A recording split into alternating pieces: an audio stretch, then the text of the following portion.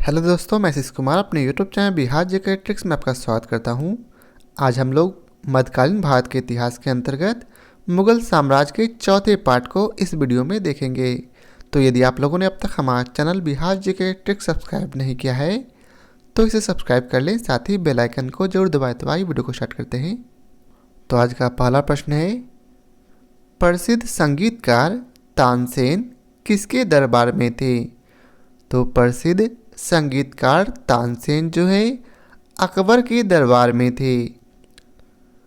तानसेन का वास्तविक नाम रामतनु पांडे था। इसके गुरु का नाम हरिदास था।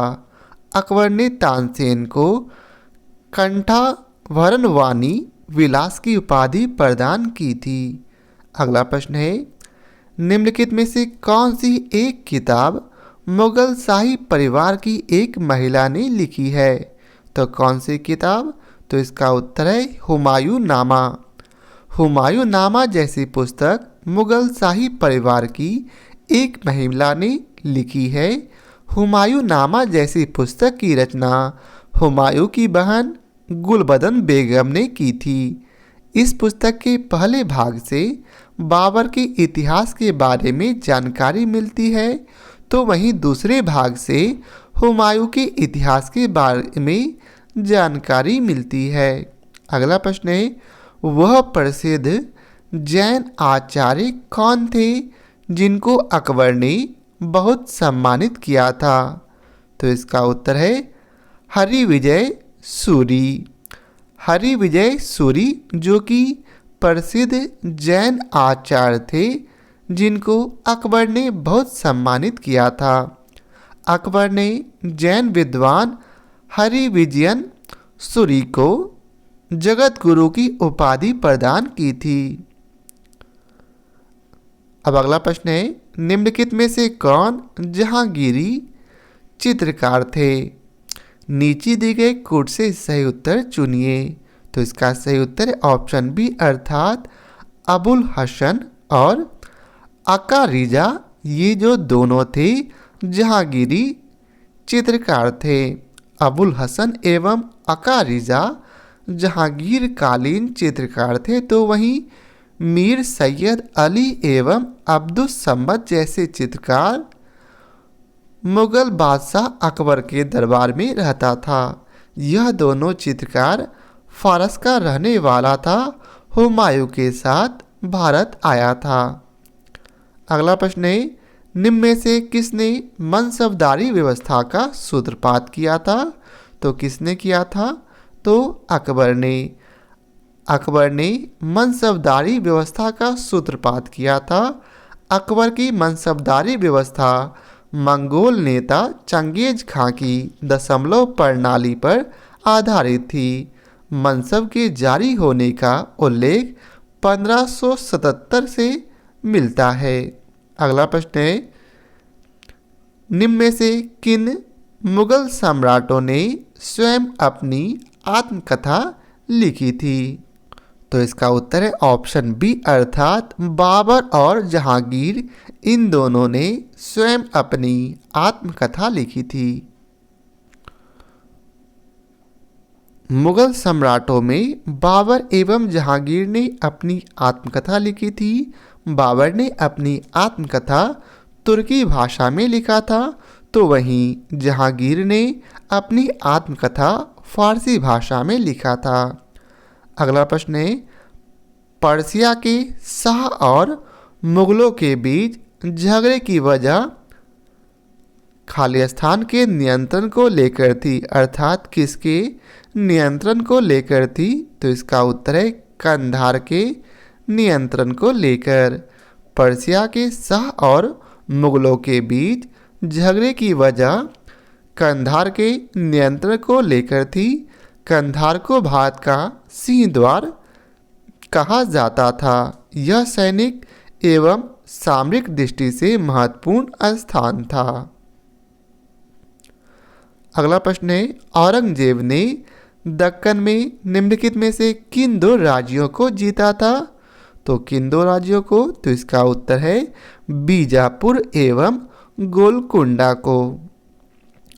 बीजापुर को विजित करने के लिए औरंगजेब ने कई सरदारों को भेजा, लेकिन सभी अभियान असफल ही रहे। औरंगजेब स्वयं जुलाई 1686 ईस्वी में बीजापुर गया।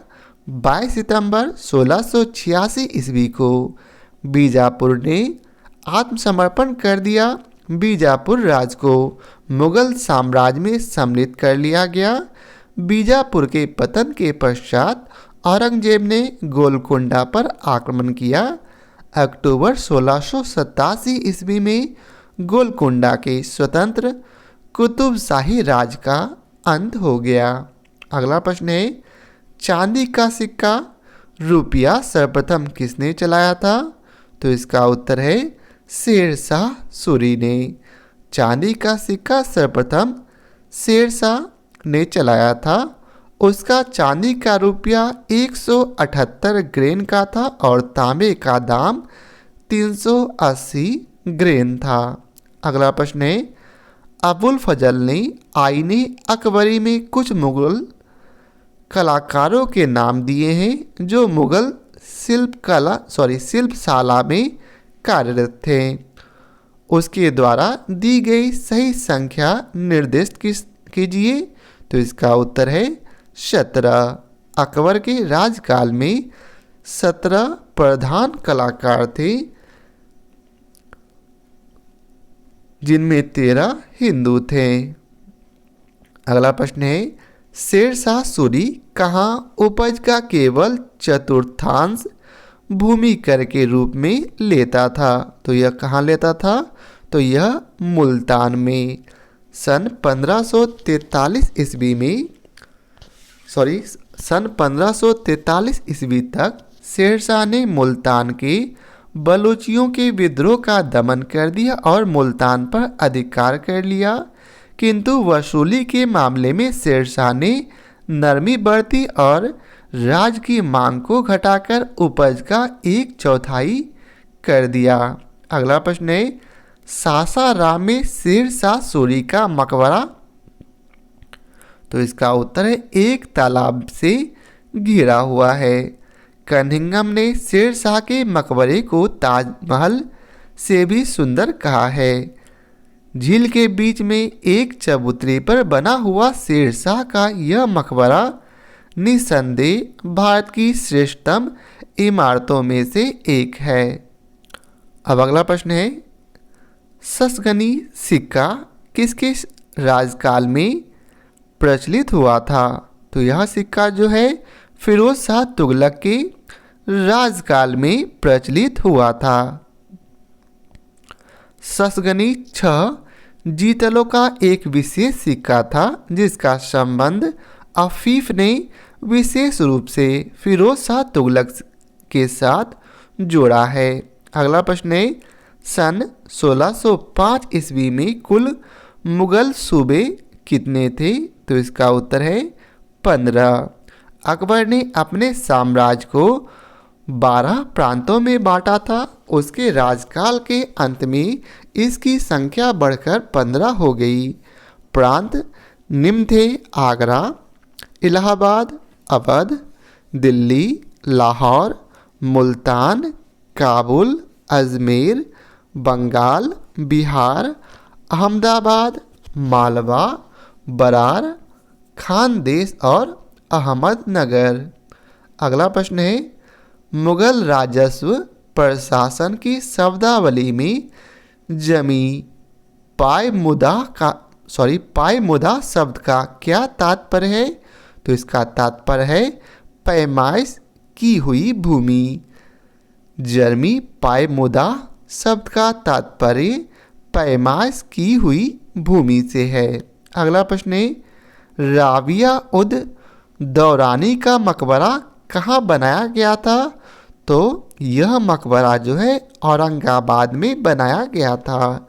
सन 1678 ईस्वी में औरंगाबाद में बना औरंगजेब की बेगम राबिया उद दौरानी का मकबरा ताजमहल से प्रेरित है। अगला प्रश्न है, निम्नलिखित में से किसने या किनके शासकों को मुगल बादशाह तरफदार कहते थे? तो इसका उत्तर है बीजापुर एवं गोलकुंडा के शासकों को। मुगल काल में बीजापुर एवं गोलकुंडा के शासकों को तरफदार कहा जाता था। अगला प्रश्न है, मुगल एल्बम के लिए शाह अब्बास की सबीहे तैयार करने के लिए निम्नलिखित में से किसे जहांगीर ने फारस भेजा था? तो किसे भेजा था? तो इसका उत्तर है बिशन दास को।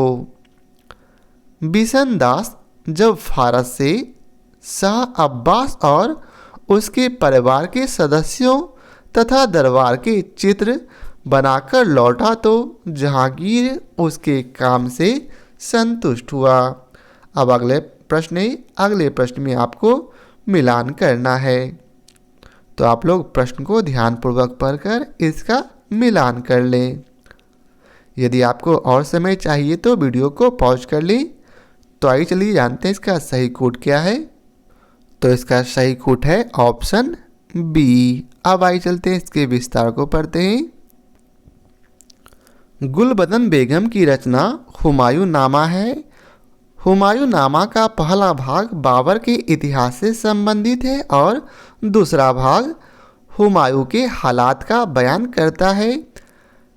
खाफी खान की मुंतखब उल लुम्बाब औरंगजेब के काल का आलोचनात्मक वर्णन है। अब्दुल हामिद लाहौरी कृत पातशाह नामा है। इसमें शाहजहां के शुरुआती 20 वर्षों का इतिहास वर्णित है। अब अगला प्रश्न है, एक विशाल मुगल स्मारक के किस भाग में प्रायः चाप स्कंद प्राप्त होता है? तो किस भाग में? तो इसका उत्तर है प्रवेश द्वार में। अधिकांश मुगल इमारतों के प्रवेश द्वार में चाप आकृति का प्रयोग हुआ है। अगला प्रश्न है, ताजमहल की रूपरेखा किसके द्वारा बनाई गई? तो ताजमहल की रूपरेखा जो है उस्ताद ईसा के द्वारा बनाई गई। ताजमहल की रूपरेखा उस्ताद ईसा खान ने तैयार किया था। मुगल बादशाह शाहजहां ने 1631 ईस्वी में आगरा के यमुना नदी के तट पर ताजमहल की नींव रखवाया था, जो 1653 ईस्वी में बनकर तैयार हुआ था। इस प्रकार ताजमहल के निर्माण में कुल 22 वर्ष लगे थे। ताजमहल का निर्माण करने वाला मुख्य कलाकार उस्ताद अहमद लाहौरी था। शाहजहां ने उस्ताद अहमद लाहौरी को नादिर उल अस्र की उपाधि प्रदान की थी। शाहजहां का शासनकाल स्थापत्य कला के क्षेत्र में स्वर्णकाल माना जाता है। शाहजहां की बड़ी पुत्री जहानारा ने आगरा में जामा मस्जिद का निर्माण कराया था, तो वहीं शाहजहां ने दिल्ली में जामा मस्जिद का निर्माण कराया था। शाहजहां ने आगरा में मोती मस्जिद का निर्माण कराया था, तो वहीं औरंगजेब ने दिल्ली में मोती मस्जिद का निर्माण कराया था। अब अगला प्रश्न है, किस मुगल शहंशाह ने तंबाकू के प्रयोग का निषेध किया? तो किस मुगल शहंशाह ने? तो इसका उत्तर है जहांगीर ने। मुगल सम्राट अकबर के शासनकाल में उत्तरी भारत में तंबाकू का प्रयोग शुरू हुआ था। इसके बाद इसका प्रयोग प्रसिद्ध हो गया।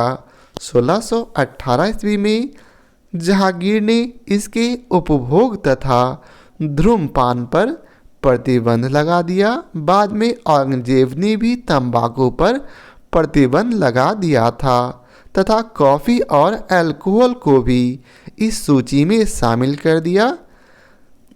तंबाकू एवं आलू भारत में सर्वप्रथम पुर्तगाली लाया था। अगला प्रश्न है, अकबर अपना धार्मिक विचार विमर्श कहाँ करता था? तो अकबर जो है अपना धार्मिक विचार विमर्श इबादत खाना में करता था।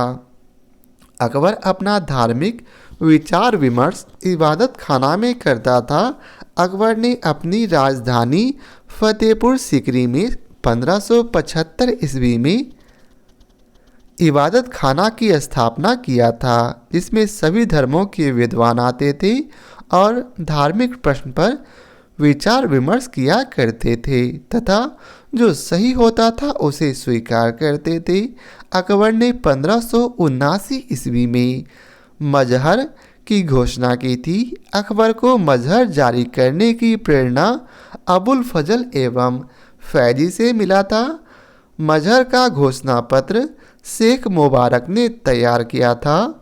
मजहर के तहत अकबर को यह अधिकार दिया गया था कि यदि धार्मिक प्रश्न पर विवाद उत्पन्न हो जाए तो अंतिम निर्णय लेने का अधिकार अकबर का होगा। इतिहासकार बदायूनी ने अकबर को इस्लाम का शत्रु कहा था। अब अगला प्रश्न है, अकबर की दूसरी राजधानी कौन सी थी? तो अकबर की दूसरी राजधानी फतेहपुर सिकरी थी। चित्तौड़ और रणथंभौर पर सैनिक विजय करने के बाद अकबर ने सूफी संत सलीम चिश्ती का सम्मान करने के लिए अपनी राजधानी आगरा से किसी नए स्थान पर स्थानांतरित करने का फैसला किया। उसने शहर का नाम फतेहाबाद रखा, बाद में इसका नाम फतेहपुर सिकरी पड़ गया। अगला प्रश्न है, महाराणा प्रताप के घोड़े का नाम क्या था? तो महाराणा प्रताप के घोड़े का नाम चेतक था। महाराणा प्रताप के घोड़े का नाम चेतक था। 18 जून 1576 के हल्दी घाटी के युद्ध में मुगल सेना ने मेवाड़ के शासक महाराणा प्रताप को पराजित किया था, लेकिन महाराणा प्रताप जब तक जिंदा रहे मुगल बादशाह अकबर की अधीनता को स्वीकार नहीं किया था। हल्दी घाटी के युद्ध में मुगल सेना का नेतृत्व मान सिंह एवं आशफ खान ने किया था। अगला प्रश्न है, अंतिम मुगल सम्राट कौन था? तो अंतिम मुगल सम्राट बहादुर शाह था। अंतिम मुगल बादशाह बहादुर शाह जफर था। 1857 के विद्रोह के समय इसे पकड़कर वर्मा की राजधानी रंगून भेज दिया गया, जहां पर इसकी मृत्यु हो गई। शायरी मुगल बादशाह फारसी में लिखते थे, लेकिन बहादुर शाह जफर एक ऐसा मुगल बादशाह था जो उर्दू में लिखता था। दिल्ली सल्तनत एवं मुगल काल की राजकीय भाषा फारसी थी। अगला प्रश्न है, दीन इलाही किसके द्वारा प्रचारित किया गया था? तो दीन इलाही जो है अकबर के द्वारा प्रचारित किया गया था। दीन इलाही धर्म अकबर ने 1581 ईस्वी में चलाया था। इसे हम तौहीद ए इलाही के नाम से भी जानते हैं। इस धर्म को मानने वाला पहला एवं अंतिम हिंदू बीरबल था। अकबर ने बीरबल को राजा एवं कवि प्रिय की उपाधि प्रदान किया था। मानसिंह ने दीन इलाही धर्म को मानने से साफ इनकार कर दिया था। दीन इलाही धर्म का प्रधान पुरोहित अबुल फजल था। अबुल फजल ने दीन इलाही को एक धर्म कहकर संबोधित किया था। अबुल फजल ने आईने अकबरी अकबरनामा जैसी पुस्तक की रचना की थी। बदायूनी ने अकबर को इस्लाम का शत्रु कहा था। अब अगला प्रश्न है, निम्नलिखित मस्जिदों में से किसका निर्माण मुगल सम्राट शाहजहां द्वारा किया गया था? तो इसका उत्तर है जामा मस्जिद, जो कि दिल्ली में है, जिसका निर्माण मुगल सम्राट शाहजहां द्वारा किया गया था। मुगल बादशाह शाहजहां का शासनकाल स्थापत्य कला के क्षेत्र में स्वर्ण काल माना जाता है। शाहजहां की बड़ी पुत्री जहां आरा ने आगरा में जामा मस्जिद का निर्माण कराई थी, तो वहीं शाहजहां ने दिल्ली में जामा मस्जिद का निर्माण कराया था। शाहजहां ने आगरा में मोती मस्जिद का निर्माण कराया था, तो वहीं औरंगजेब ने दिल्ली में मोती मस्जिद का निर्माण कराया था। अब अगला प्रश्न है, मुगल साम्राज्य की स्थापना किसके द्वारा की गई थी? तो मुगल साम्राज्य की स्थापना जो है बाबर के द्वारा की गई थी। मुगल साम्राज्य की स्थापना भारत में बाबर ने किया था। इस प्रकार बाबर को भारत में मुगल साम्राज्य का संस्थापक माना जाता है। तो भारत में मुगल साम्राज्य का वास्तविक संस्थापक अकबर को माना जाता है। बाबर को भारत पर आक्रमण करने के लिए आमंत्रित किया था इब्राहिम लोदी के चाचा आलम खान लोदी ने। मेवाड़ के शासक राजा शंगा एवं पंजाब के सूबेदार दौलत खां लोदी ने बाबर के भारत पर आक्रमण करने का मुख्य कारण माना जाता है भारत का राजनीतिक रूप से कमजोर होना एवं भारत की आर्थिक संपन्नता इत्यादि। अगला प्रश्न है, फतेहपुर सीकरी का निर्माण किसने किया था? तो फतेहपुर सीकरी का निर्माण अकबर ने किया था। अकबर ने 1572 ईस्वी में गुजरात विजय के उपलक्ष्य में अपनी राजधानी फतेहपुर सीकरी में बुलंद दरवाजा का निर्माण कराया था। अगला प्रश्न है, किस मुगल शासक ने ताजमहल बनवाया था? तो इसका उत्तर है शाहजहां ने। मुगल शासक शाहजहां ने अपनी बेगम मुमताज की याद में आगरा में यमुना नदी के तट पर 1631 ईस्वी में ताजमहल की नींव रखवाया था, जो 1653 ईस्वी में बनकर तैयार हुआ था। ताजमहल का निर्माण करने वाला मुख्य कलाकार उस्ताद अहमद लाहौरी था। तो वहीं ताजमहल की रूपरेखा उस्ताद ईसा खान ने तैयार किया था।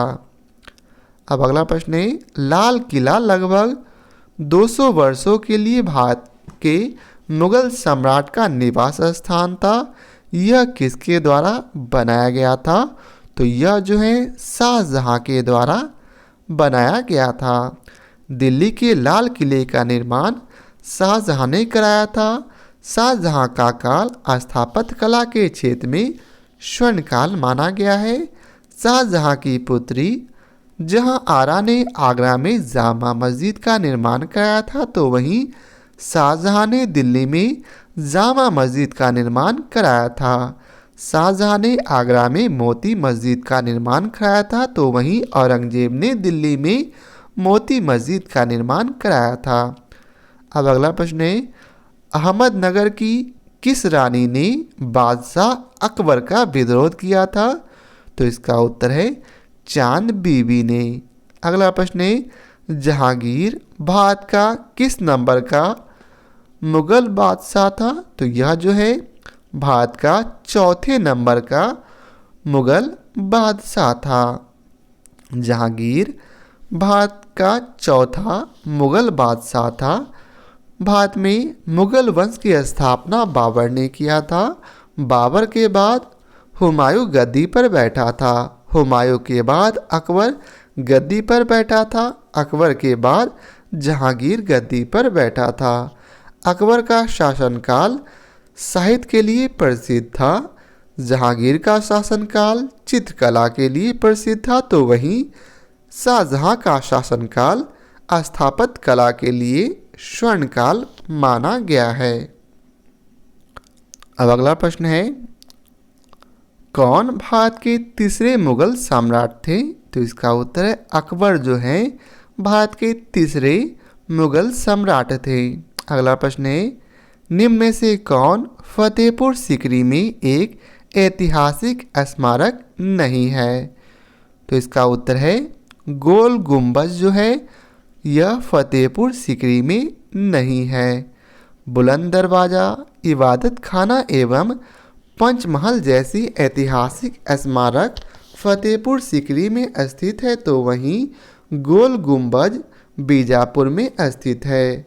गोल गुंबज बीजापुर स्थित मोहम्मद आदिल शाह का मकबरा है।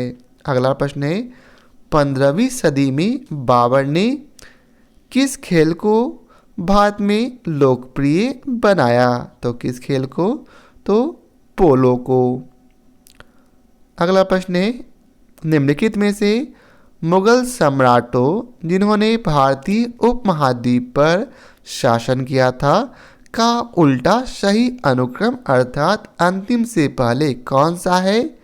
तो इसका उत्तर है तीसरा, अर्थात सबसे आखिरी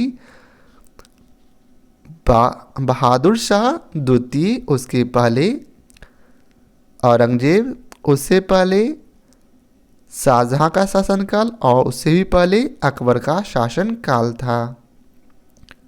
अगला प्रश्न है, मक्का मस्जिद हैदराबाद में किसके द्वारा संपूर्ण किया गया था? तो इसका उत्तर है औरंगजेब के द्वारा। अगला प्रश्न है, निम्नलिखित में से कौन सी धार्मिक और धर्मनिरपेक्ष दोनों रूप से प्रसिद्ध ऐतिहासिक इमारत उत्तर प्रदेश के फतेहपुर सीकरी शहर में नहीं है? तो इसका उत्तर ऑप्शन डी, कुतुब शाही मकबरे। अगला प्रश्न है, लाल बलुआ पत्थर का कौन सा प्रसिद्ध किला मुगल शासकों के शाही शहर को घेरता है, जिसमें जहांगीर महल, खास महल, दीवाने खास और 2 खूबसूरत मस्जिद शामिल हैं? तो इसका उत्तर है आगरा कोट। अगला प्रश्न है, शाहजहां ने ताजमहल का निर्माण किनकी याद में करवाया था? तो किनकी याद में? तो इसका उत्तर है मुमताज महल की याद में। शाहजहां ने ताजमहल का निर्माण अपनी बेगम मुमताज की याद में आगरा में यमुना नदी के तट पर कराया था। ताजमहल की नींव 1631 ईस्वी में रखी गई थी, लेकिन यह बनकर 1653 ईस्वी में तैयार हुआ था। इस प्रकार ताजमहल के निर्माण में कुल 22 वर्ष लगे थे। ताजमहल का निर्माण करने वाला मुख्य कलाकार उस्ताद अहमद लाहौरी था। ताजमहल की रूपरेखा उस्ताद ईसा खान ने तैयार किया था। मुमताज महल का वास्तविक नाम अर्जुमंद बानो बेगम था।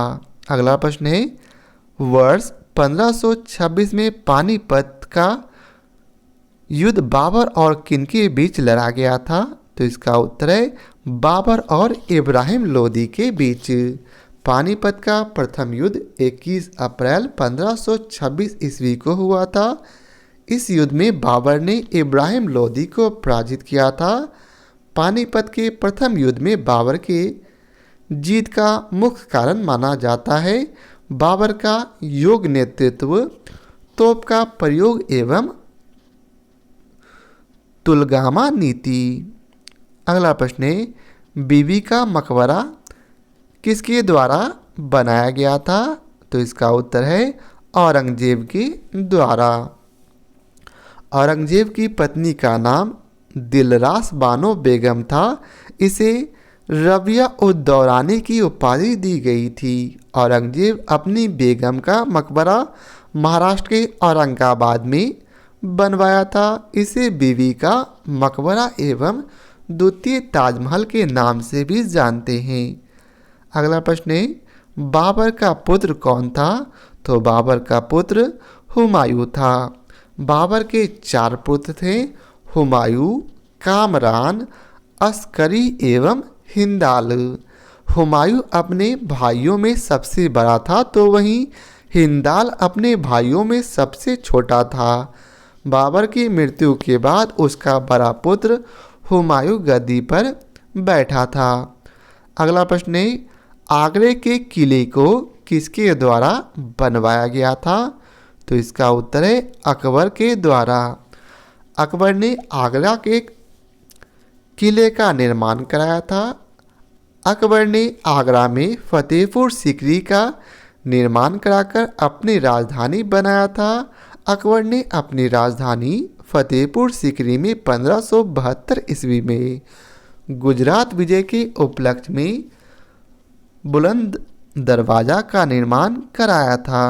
अगला प्रश्न है, औरंगजेब ने अपने पिता खालिस्तान को आगरे के किले में कैद करके रखा था, अर्थात औरंगजेब के पिता का क्या नाम था? तो इसका उत्तर है शाहजहां को।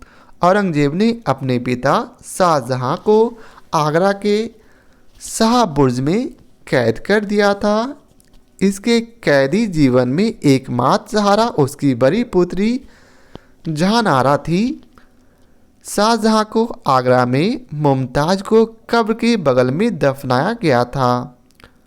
अब अगला प्रश्न है, बाबर का जन्म किस वर्ष में हुआ था? तो बाबर का जो जन्म है वह 1483 ईस्वी में हुआ था। भारत में मुगल वंश का संस्थापक बाबर को माना जाता है, तो वहीं भारत में मुगल राजवंश का वास्तविक संस्थापक अकबर को माना जाता है। बाबर का जन्म 14 फरवरी 1483 ईस्वी को मध्य एशिया के फरगना में हुआ था। बाबर अपने पिता की मृत्यु के बाद 8 जून 1494 फिर से 8 जून 1494 ईस्वी को फरगना की गद्दी पर बैठा था। अगला प्रश्न है, शाहजहां किस नंबर का मुगल शासक था? तो शाहजहां जो है 5वां मुगल शासक था। शाहजहां मुगल वंश का 5वां शासक था। शाहजहां का वास्तविक नाम खुर्रम था। शाहजहां का शासनकाल स्थापत्य कला के क्षेत्र में स्वर्णकाल माना गया है। शाहजहां को आगरा में मुमताज की कब्र के बगल में दफनाया गया था। मुमताज का वास्तविक नाम अर्जुमंद बानो बेगम था। अगला प्रश्न है, अकबर का जन्म किस वर्ष हुआ था? तो अकबर का जन्म 1542 ईस्वी को हुआ था। अकबर का जन्म 15 अक्टूबर 1542 ईस्वी को अमरकोट के राजा बीरसाल के भवन में हुआ था। बीरसाल एक राजपूत राजा था। इस प्रकार अकबर पहला मुगल बादशाह था जिसका जन्म हिंदू राजघराने में हुआ था। अगला प्रश्न है, अकबर ने अपने दरबारी संगीतज्ञ के रूप में किसे नियुक्त किया था? तो इसका उत्तर है मियाँ तानसेन को। अकबर का दरबारी संगीतकार तानसेन था। तानसेन को अकबर ने कंठाभरण वाणी विलास की उपाधि प्रदान किया था। तानसेन का वास्तविक नाम रामतनु पांडे था। इसके गुरु का नाम हरिदास था। अगला प्रश्न है, जहांगीर का जन्म किस वर्ष में हुआ था? तो जहांगीर का जन्म 1569 ईस्वी को हुआ था। मोहम्मद सलीम अर्थात जहांगीर का जन्म फतेहपुर सिकरी में स्थित शेख सलीम चिश्ती की कुटिया में भारमल की बेटी मरियम उज़मानी के गर्भ से 30 अगस्त 1569 को हुआ था। अकबर सलीम को शेखो बाबा कहा जाता था। सलीम अपने जीवन में सर्वाधिक अब्दुल रहीम खान खाना से प्रभावित था जो उसका गुरु भी था। अगला प्रश्न है, अंतिम मुगल बादशाह कौन था? तो अंतिम मुगल बादशाह बहादुर शाह था। अंतिम मुगल बादशाह बहादुर शाह द्वितीय था। उसे हम बहादुर शाह जफर के नाम से भी जानते हैं। सभी मुगल बादशाह फारसी में लिखा करते थे, लेकिन मुगल बादशाह बहादुर शाह जफर उर्दू में लिखा करता था। अगला प्रश्न है, किस मुगल सम्राट ने अपने पिता को कैद और अपने भाई को मार डाला था? तो इसका उत्तर है औरंगजेब ने। मुगल बादशाह शाहजहां के बीमार पड़ते ही राज सिंहासन के लिए जंग चली। इस जंग में औरंगजेब ने अपने सारे भाइयों को मारने के बाद शाहजहां को आगरा के शाह बुर्ज में कैद कर दिया। इसके कैदी जीवन में एकमात्र सहारा इसकी बड़ी बेटी जहान आरा थी। तो आज के लिए बस इतना ही। शेष प्रश्नों को हम लोग अगले पार्ट में देखेंगे। तो आशा करता हूँ आप लोगों को हमारी यह वीडियो पसंद आया हो। यदि आप लोगों को हमारी यह वीडियो पसंद आया हो तो इसे लाइक और शेयर ज़रूर करें। तो आज के लिए बहुत बहुत धन्यवाद।